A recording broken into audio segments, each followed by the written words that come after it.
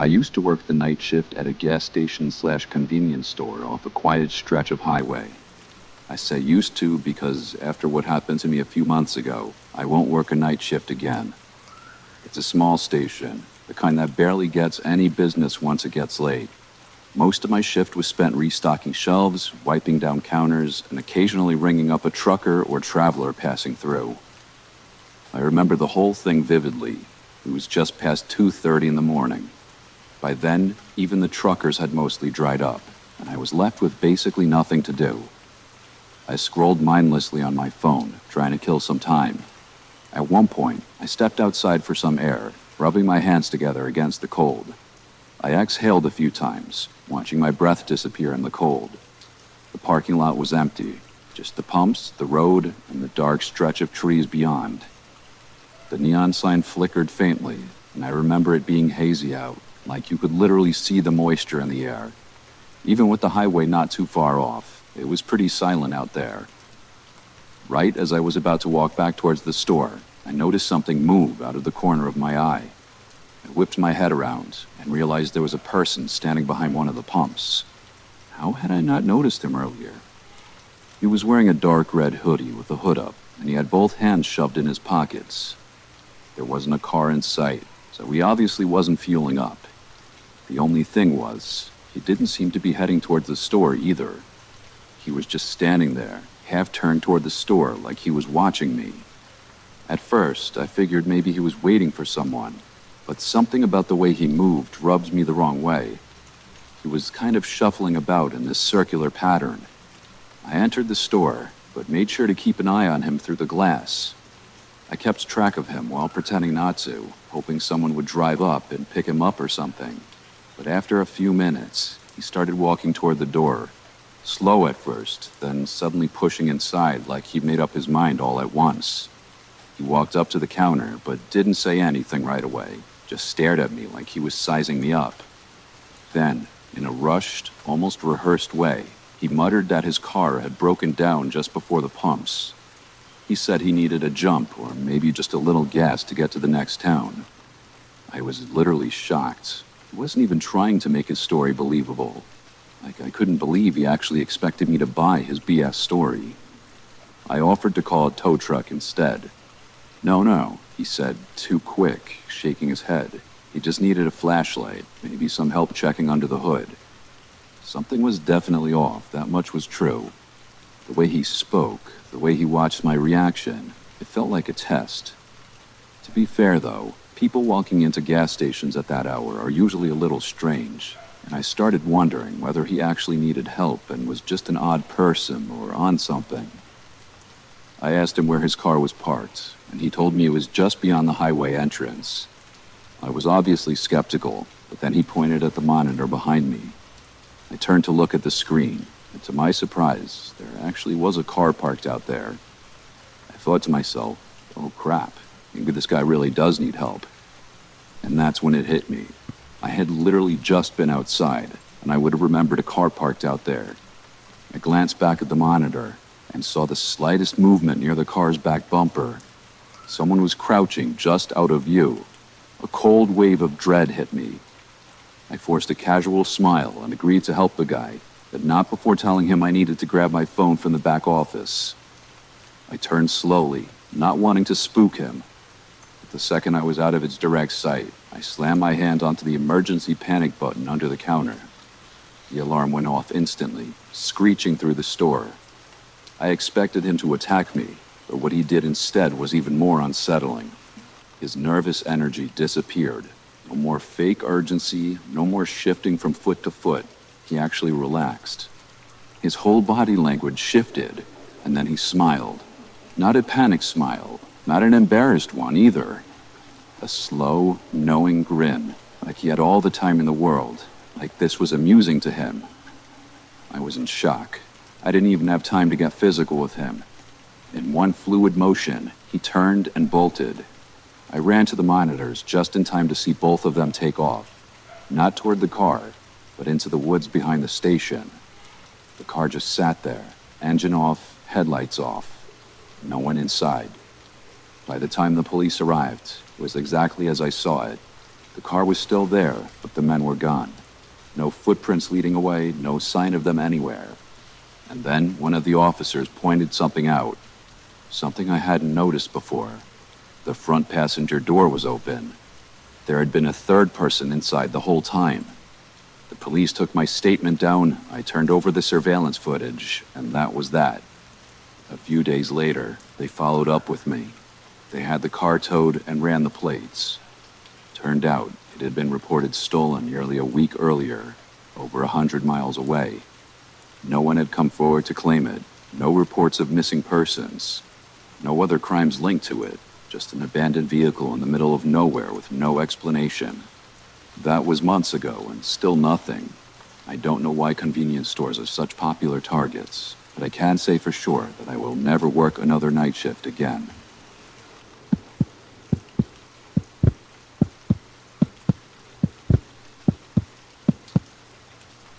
This happened a couple weeks ago. I work the night shift at Walmart. It's not the worst job in the world, but after a while, it starts to feel like you're just floating through time. The nights blend together. Same shelves, same routine, same dull hum of the overhead lights. Hopefully something better comes along. I usually hang out in and stock the electronics section, which is nice because it's quieter than the other areas. People don't exactly come rushing in at 2 a.m. to buy phone chargers and Bluetooth speakers. Most of the customers are either night owls killing time or truckers grabbing last-minute supplies before heading back on the road. That's why I noticed him. At first, I didn't think much of it. Just another guy wandering the aisles, probably waiting for someone. But after a few minutes, I realized he wasn't shopping. He wasn't even pretending to. He just kept appearing. Every time I glanced up, he was lingering nearby, hovering in the next aisle over or standing a little too still by the clearance section. He wasn't looking at anything. He was just standing there, watching me. I told myself I was overthinking it. This store is big, and maybe he was just taking his time.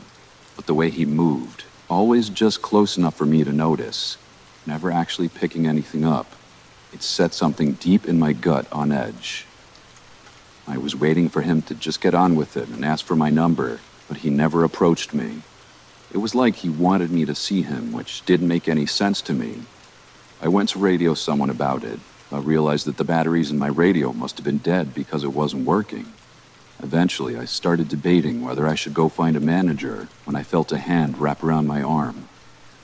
I nearly jumped out of my skin, but before I could react, a woman's voice rang out loud. Friendly, overly familiar. She exclaimed, "There you are," before going on a little spiel about how she had been looking all over for me. I turned, completely thrown off, and saw a woman I had never seen before in my life. She was smiling, her grip firm on my arm, like we were old friends reuniting. Before I could say anything, she leaned in and whispered, her tone dropping to something low and urgent. "That guy's been recording you. Follow me." My stomach dropped. I turned my head slightly, just enough to glance back. The man was still there, only now he wasn't even pretending to browse. He was staring right at me. A cold wave of fear crept over me. I let her pull me. I didn't even question it. The way she grabbed my arm, the way she spoke so loud and casually, like we were two old friends reuniting, I clung to it. I was beyond grateful that someone had realized what was going on and put herself in an uncomfortable position just to help me.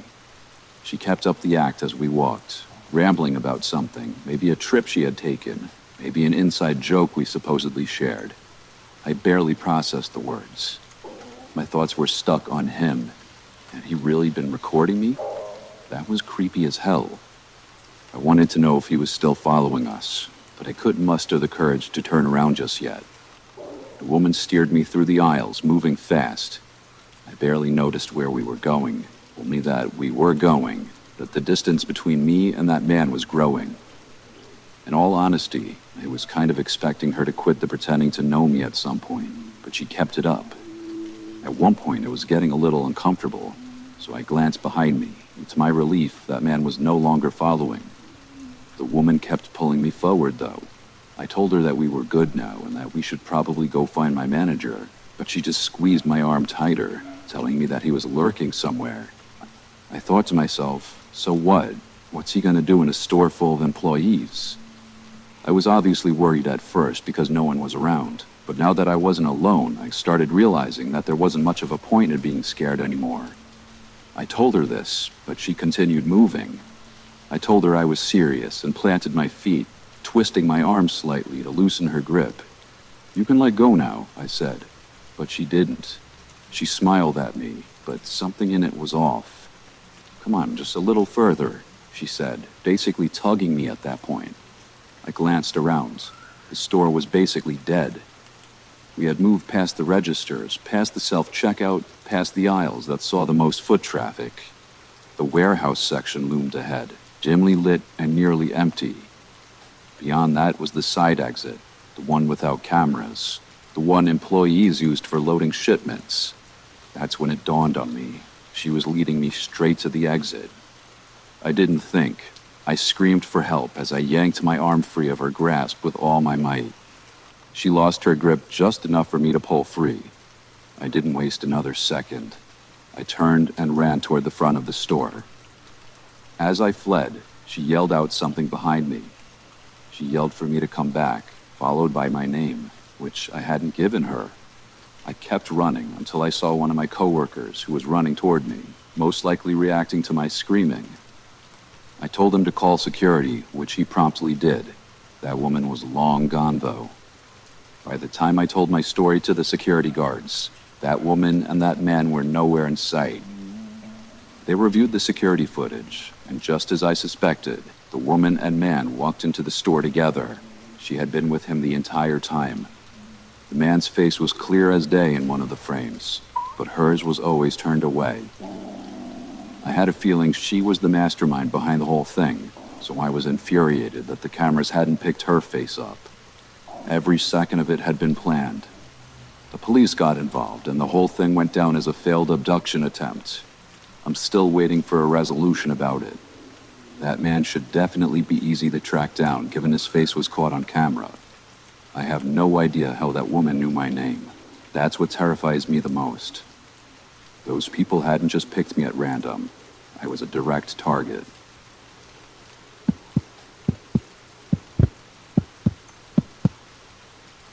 My name is Cadence.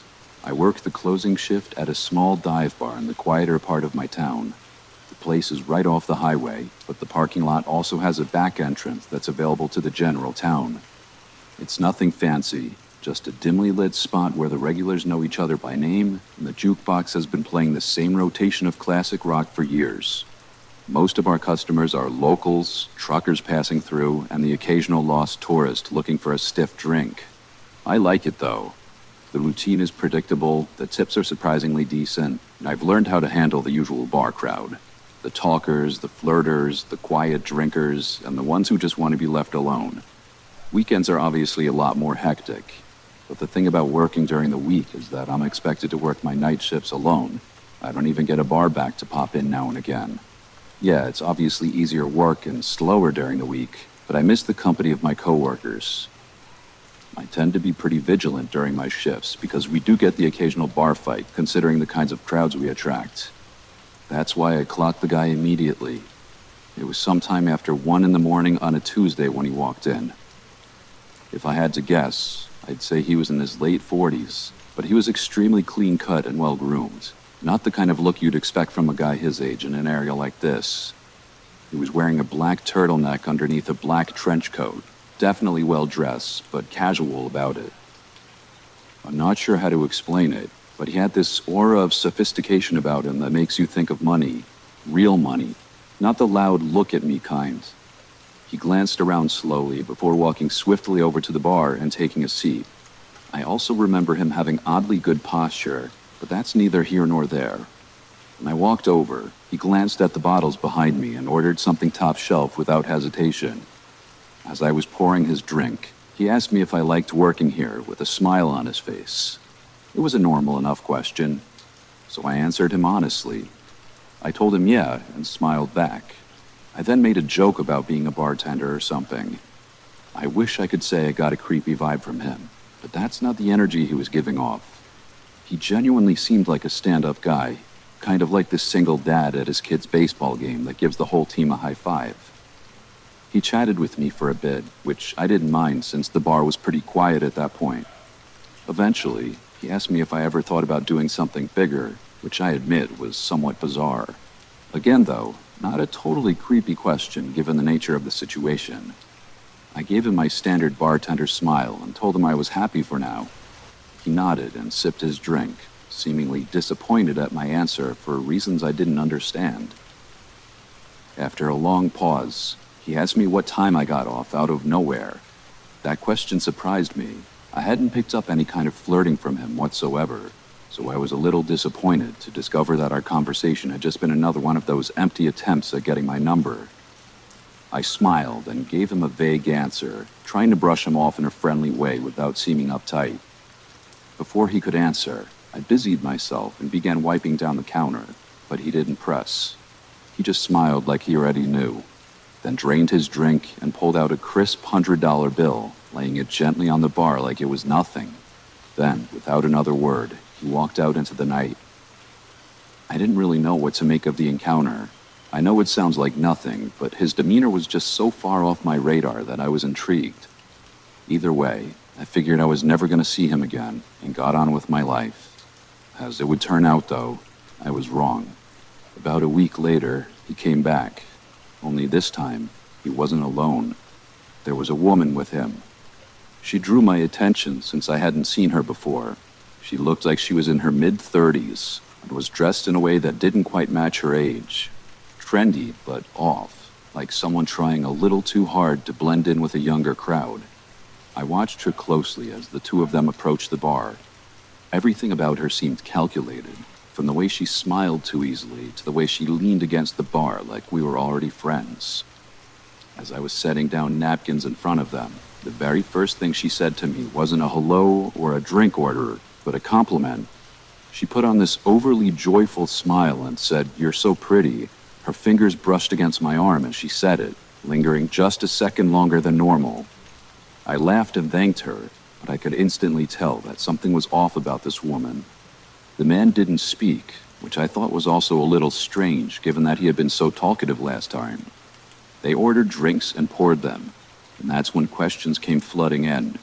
The woman asked me how long I'd been working here, along with how old I was and a bunch of other small talk questions like that. I answered in short, polite sentences, but I got the sense that this wasn't small talk. She was studying me. At one point, she looked over at the man, and it seems like they were communicating despite not speaking. She looked back at me and told me that she ran an exclusive event club. She leaned in a bit as she said it, lowering her voice as if to prevent her being overheard by another patron. She told me that she's always looking for young, fun people for private parties, and that I'd make a killing, 10 grand for a weekend. I let out a small, forced laugh and told her it sounded too good to be true. She insisted that it was real and told me that a bunch of girls like me worked for them. Her smile never faltered at any moment, which was starting to creep me out. She steered the conversation back to the job, circling around the same words. Fun, safe, exclusive. Then, casually, she said, "You should step outside for a second. There's someone who can explain it better." My pulse kicked up. I wasn't playing around at that point. I didn't even bother pretending like I wasn't creeped out. "I'm good," I said in a firm voice. No smile on my face this time. Just then, a group of customers walked in, laughing and talking loudly. The woman's expression changed in an instant, her friendly mask slipping just slightly before she turned to the man beside her. Without another word, they left. I'd be lying if I said I wasn't unsettled after that. Those random people had just propositioned me for God knows what. I told my coworkers and my boss about the situation, and we all agreed to keep an eye out should those people return. My boss assured me that he was always a 15-minute drive away should I need him, and the bar's security cameras were typically enough to deter any misbehavior. There wasn't really much I could do beyond that. It's not like those people had done anything illegal. I tried to push it out of my head, but a few nights later, after closing, I saw the car. It was parked across the street, engine off, just sitting there. I tried to tell myself there was nothing, but the feeling of being watched crawled over my skin like static. As I walked to my car, I kept my head down, my keys clutched tight in my hand. When I pulled out of the lot, I checked my mirrors. The car followed. It stayed back just enough to avoid suspicion, but every turn I made, it was still there. I took a random turn onto a side street, and it followed. Another, still there. I started freaking out internally. I knew it was them. I forced myself to stay calm, to think. Then, without hesitating, I navigated and pulled into the parking lot of a police station, gripping the wheel so tightly my knuckles practically turned white. The second I pulled in, the car sped off. Nothing happened after that for a while, but I knew it wasn't over. It turned out I was right. It was a slow weekday shift, barely anyone coming in. By midnight, I was wiping down the counter, half thinking about closing early, when the door creaked open. It was the woman. I immediately sent my boss a text as inconspicuously as I possibly could. I looked back up, and the woman was staring at me with that same artificial smile. She walked slowly to the bar and sat down with her hands folded neatly. I was debating just telling her to leave when she said, "Thought I'd come check on you." My stomach started twisting, but I did my best to hide it. I told her we were about to close and that she had to leave, but she made this pouty face and asked for just one old-fashioned. I thought about denying her, but I figured pouring the drink would stall her long enough for my boss to arrive. So I turned around and got started, trying to keep my cool. And then I heard it. The soft, unmistakable click of the front door shutting. I whipped around. The woman was gone. I felt this awful pit in my stomach as I stepped toward the entrance. Through the glass, I saw it. A black van idling just outside. Without thinking, I locked the door as quickly as I could. But then, metal rattling from the back door. Someone was trying to get in. I didn't think. I grabbed the heaviest thing I could, a metal shaker, and clutched it like a weapon as I dialed 911 with my other hand.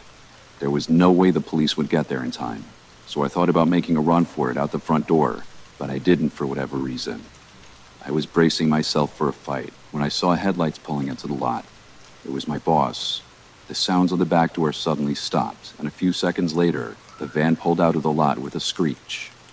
I embraced my boss and told him what had happened, and he said he had gotten the license plate of the van as it was leaving. When the cops arrived, my boss reviewed the security footage with them. It was worse than I had imagined. Just before the woman left, the cameras had captured two masked figures crouching near the front door, waiting. There was another person in the back who was banging on the door with his fist, clearly trying to flush me out to the front.